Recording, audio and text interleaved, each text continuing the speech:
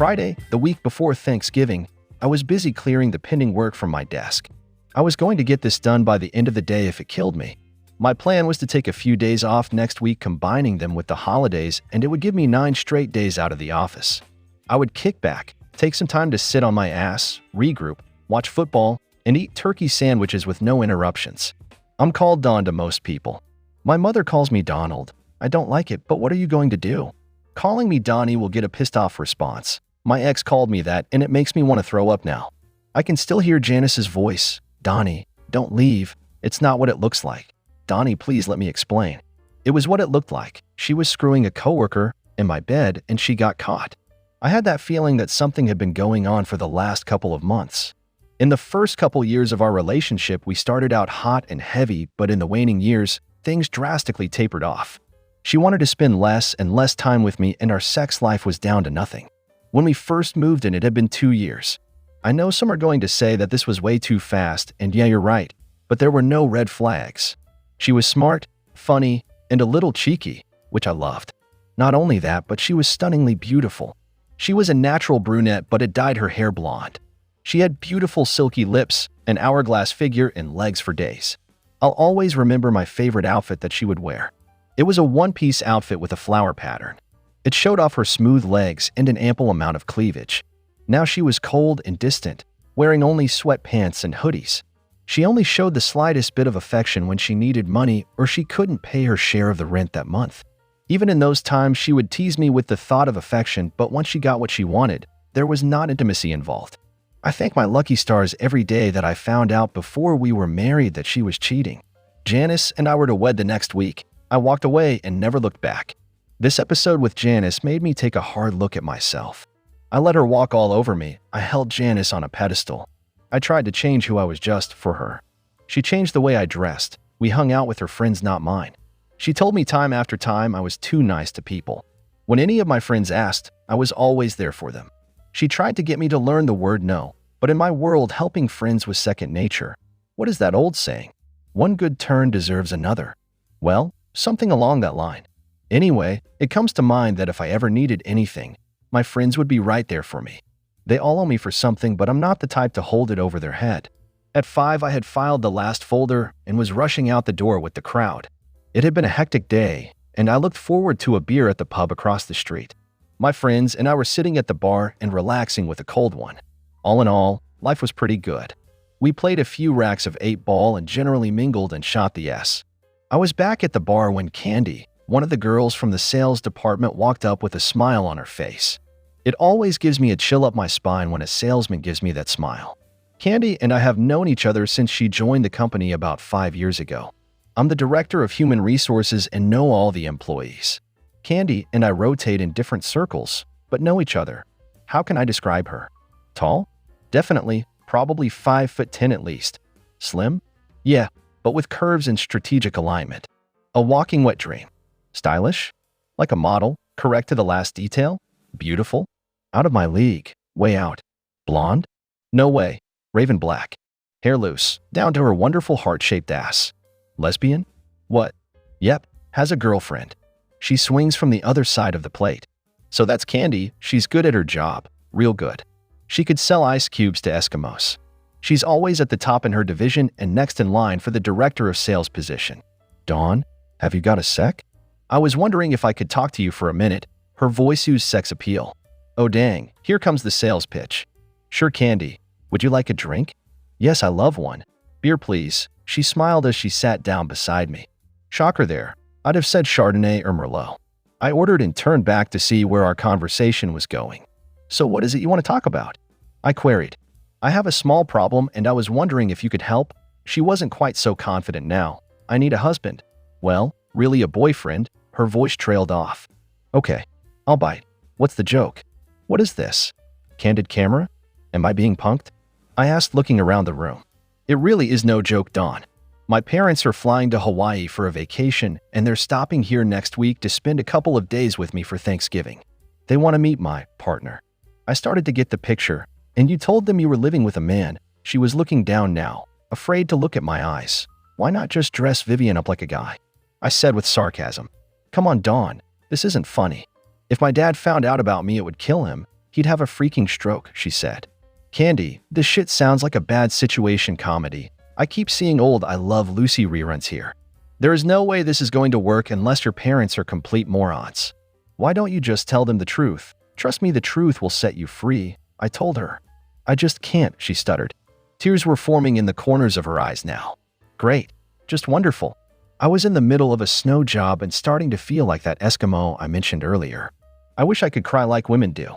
I'd walk right into a new car dealership and bawl my eyes out until they gave me a new Mercedes. If I agree, and I do mean, if, you're going to have to do something for me. Anything, Dawn.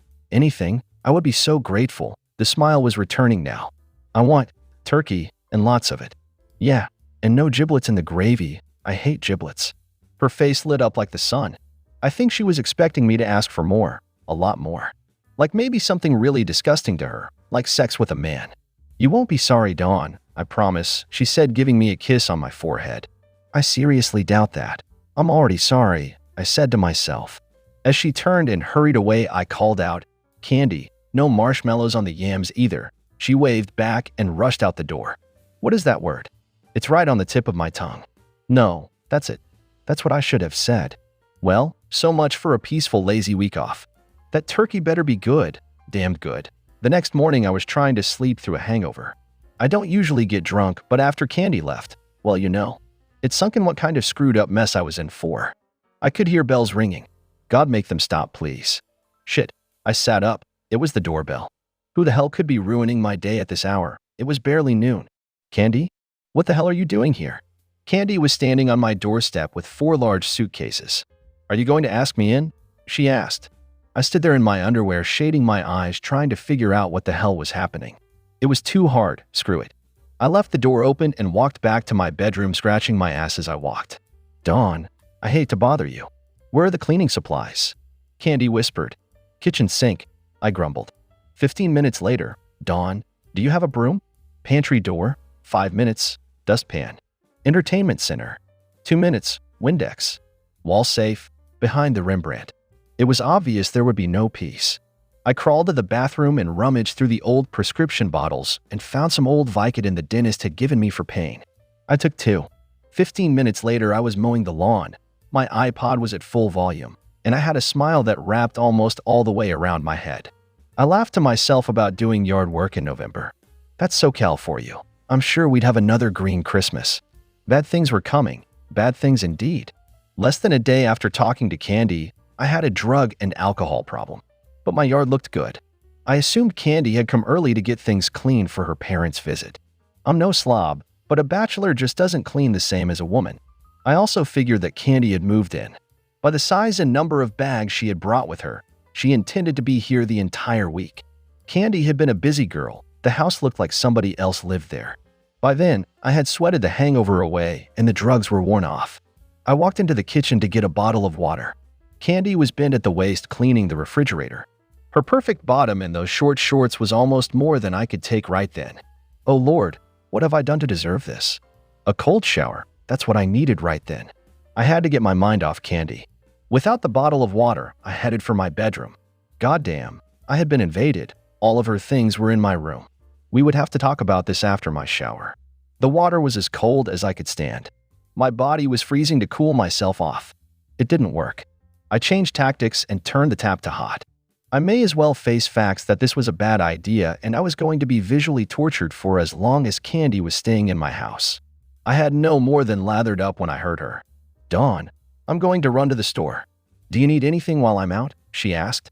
I could just make out her outline in the doorway through the opaque glass of the shower. Yeah, I could use your help, I wanted to say, but didn't. No, I don't think so, was what I really said. Dawn, do you mind if I pick up some new curtains for the kitchen? I hate to say it, but the ones you have now are terrible, she asked. She asked. That was the key. She had asked. Janice would have just done it and never even considered my feelings. Yeah, go ahead. I don't mind. Oh, Dawn, by the way, you have a cute, but she giggled. Not nearly as cute as yours, I thought to myself. It was going to be a long, hard week. For the record, I felt bad about not being able to focus while she was around. She wasn't a piece of meat to be drooled over. She just had that effect on me. It occurred to me that I would just have to be more careful around her. When she got back from the store, Her face was red as if she had been crying. Crap, was she a mind reader too? What's wrong? Have I done something? I asked with genuine concern. No, Dawn, it's not important. It wasn't anything you did, she replied. Are you sure? I looked closely to see if it was my fault. It's Vivian, she blurted right before she broke down in tears. Should I run? Should I try to comfort her? I didn't know what to do. It wasn't really my business, but we were friends. Well, sort of. I did what a good husband would do and held her in my arms. She looked up at me and said, I went back to my apartment and Vivian was in bed with another woman. God damn her. I mean, it was never serious between us, but then the crying started all over. It was pretty quiet around the house that night. Candy's bad experience had brought a lot of bad feelings about Janice to the surface. I tried to keep Candy's spirits up, but that's not easy when you feel like shit yourself. I went to bed early that night, not because I was tired. That creepy, lonely feeling was getting to me. Laying there in the dark, I really knew how Candy was feeling. Dawn, are you awake? Yeah, come on in, I said. I know that I've already asked a lot of you, but since most of my stuff is already here, would it be okay if I stayed until I found an apartment? Just a few days, she asked. I didn't answer. There was really no need. I held my hand out to her, and she took it. I pulled her to me and wrapped my arms around her. I embraced her. There were no words. Eventually, I sensed she had fallen asleep in my arms. It was extremely difficult to sleep with this beautiful woman in such close proximity. Her soft skin and wonderful smell filled my head with obscene and very vivid thoughts. I remember thinking that it would be nice to die this way, with Candy in my arms. Candy woke me early, about 6 I'd say. She handed me a hot mug of coffee and sat down on the bed. I'd like to say thanks for last night, Dawn. I needed that more than I can explain, she said, with softness and sincerity. I'll be there for you anytime, Candy, I said. You already have. You're up pretty early. Are you going somewhere? I asked, noticing she was wearing a jacket. Yeah, I thought I'd go get the rest of my things. I want to get it over with. Give me 5 minutes. I just have to brush my teeth, I told her. Candy was surprised, but didn't refuse my offer to help. I wanted to be there for moral support as well if things went badly with Vivian. She was quiet on the ride over, and I sensed some bitterness, but not toward me. I suspected she was gearing up for a confrontation. As luck would have it, Vivian was gone when we got there. The packing went smoothly, and we were ready to leave in less than an hour. Vivian arrived as the last box was loaded into my old truck. So this is it? You were going to sneak away without a word? Vivian said. What's left to say? You made your choice. Now have a happy life, Candy said, walking up to stand next to me. She maneuvered herself under my arm and put her hand on my stomach. It was a very suggestive gesture. Let's go, Dawn. I see you wasted no time finding a replacement. I'll bet he's not as good as me. How's the sex with a stinky hairy man? It makes me want to puke just thinking about it, Vivian spat. Actually, it was more than I could ever dream of. The sex was so much better than with you. Candy then said some pretty X-rated things to describe this fake encounter. Oh yes, and the way he makes me feel like a woman. When I'm in his arms, it's so safe. I feel protected. God, I get tingly just thinking about it. Candy now had her hand in places that I can't talk about here. She was really trying to sail it. She looked up at me with her dreamy bedroom eyes. I felt like I was about to have a heart attack, but played along. Vivian must have been dumbstruck. Her mouth was moving, but nothing audible came out. Candy pulled my head down and planted her lips on mine. She kissed me passionately. Things were getting too exciting for me, so I broke the kiss. Viv, do yourself a favor. Find a real man and get laid. Come on, honey, let's go, Candy said to me. I knew she said all this to really stick it to Vivian, but it did get me going. I opened the driver's door and Candy slid in, stopping in the middle. I barely had room to get in. She was sitting that close.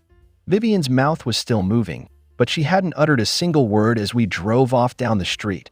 When we'd rounded the corner, we both started laughing. I'm sorry, Dawn, but the opportunity was too good to pass up. She continued giggling. Candy, you're evil. That was priceless. Well worth the price of admission.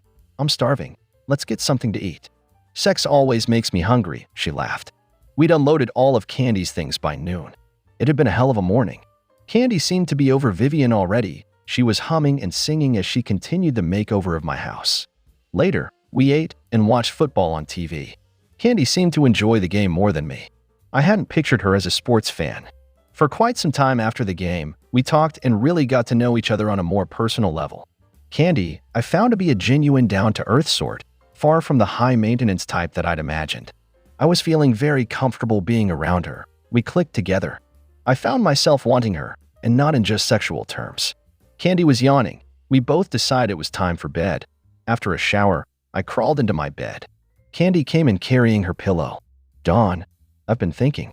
We'll be sleeping together while Mom and Dad are here. Would it be all right with you if we kind of got in the habit?" she asked. There was some logic in what she was thinking, but that didn't mean I thought it was a good idea. I envisioned the lamb crawling into the lion's den. I just wasn't sure yet which one of us was the lion. "Sure," was my reply. "I'm going to take a hot bath first. You go ahead and go to sleep, and I'll join you in a while." She skipped off to the adjoining bath. Sleep? Ha, what a joke. How was I going to sleep with her in my bed? To make matters worse, she had not closed the door to the bathroom. 15 feet away, she was bathing, her nude body languishing in the steamy hot water. I could hear her soft voice singing as she lolled in the oversized tub. Torture, that's what it was. I rolled over and tried to sleep. No goddamn way was it going to happen. It couldn't possibly get worse, or could it? Yes, when I felt her slip into bed next to me, it was assuredly worse. I was on fire. All I would have to do is reach for her. I could already feel the heat radiating from her lithe body. It wasn't what she wanted, or was it? Was she subtly offering herself to me?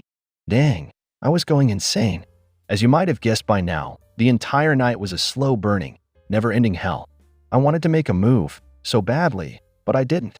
She trusted me, implicitly, or was she opening the sexual door for me to walk through? In the end, I couldn't, but you can bet your ass that I thought about it. I thought about nothing else. The next morning, Candy told me she had never had a better night's sleep.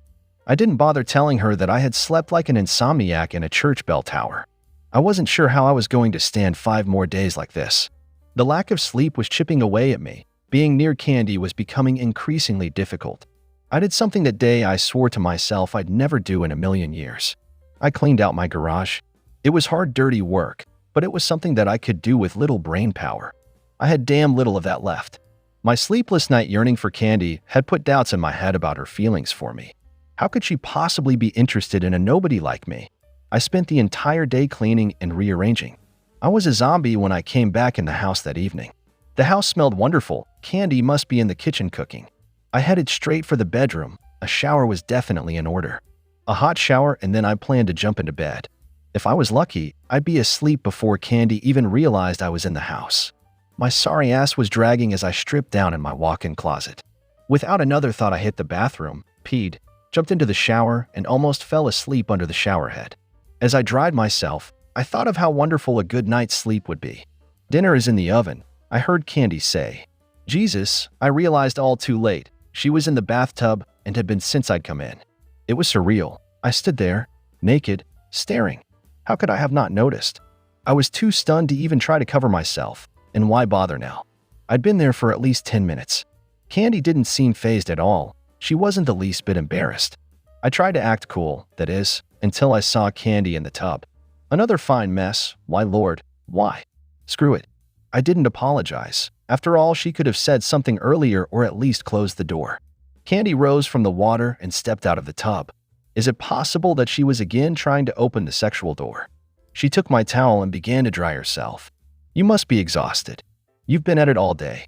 You go jump into bed and I'll bring you something to eat," she said. That's what I did. I was too beat to argue, and I didn't even bother with clothes. Candy brought 2 plates and we ate in bed. Thankfully, she had put a robe on. When she took the empty plates back to the kitchen, I wondered if after only 2 days together, we had somehow already become an old married couple, comfortable around each other and no sex. No sex. That's what I was dreaming about when I woke up. A life without sex. There was a problem, however. Candy was spooned up against my back. It was still dark. The alarm read 3:45. I could feel that she was wearing the same sleep attire as me. None. Her arm was draped over me. I was attracted to Candy like no other before her. Her sexual orientation was confusing the hell out of me. She had to know what she was doing, didn't she? I began to wonder how stupid I was. Did she really trust me that much? Was she being coy?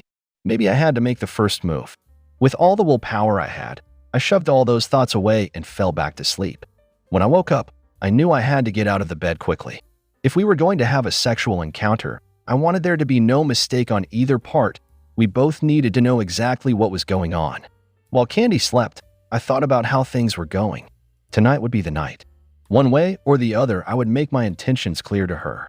Today was Tuesday. Her parents would be arriving tomorrow. She would be busy with them, and I would be like the fourth wheel on a tricycle. If she was not interested in me, I was better off knowing before they arrived. We spent close to 2 hours at the supermarket. Candy told me she needed to start getting prepared for our Thanksgiving feast. There were pies to bake, and she would be busy all day. I made myself available to help but stayed out of the kitchen. My day was spent running to the market for things we had forgotten. Candy had busted her butt in the kitchen. When she finally sat down, she was obviously tired. I offered to massage her sore back, and she gladly accepted. As my fingers worked their magic, Candy was clearly relaxing. She directed me to the knotted muscles, a little left, lower. That feels so good, she said, in what sounded like the most sensual voice ever to me. I was just about to ask what else I could do to relieve her tension when the phone rang. The phone? What terrible timing. It was Candy's cell phone. Had it been mine, I would have ignored it. Who do you imagine it was that ruined the moment? It was Candy's mom. They had managed to get an early flight and would be arriving later that evening. Candy was excited, and we spent a couple of hours trying to get our stories straight. How long we had been together? When was the wedding? What would the children's names be?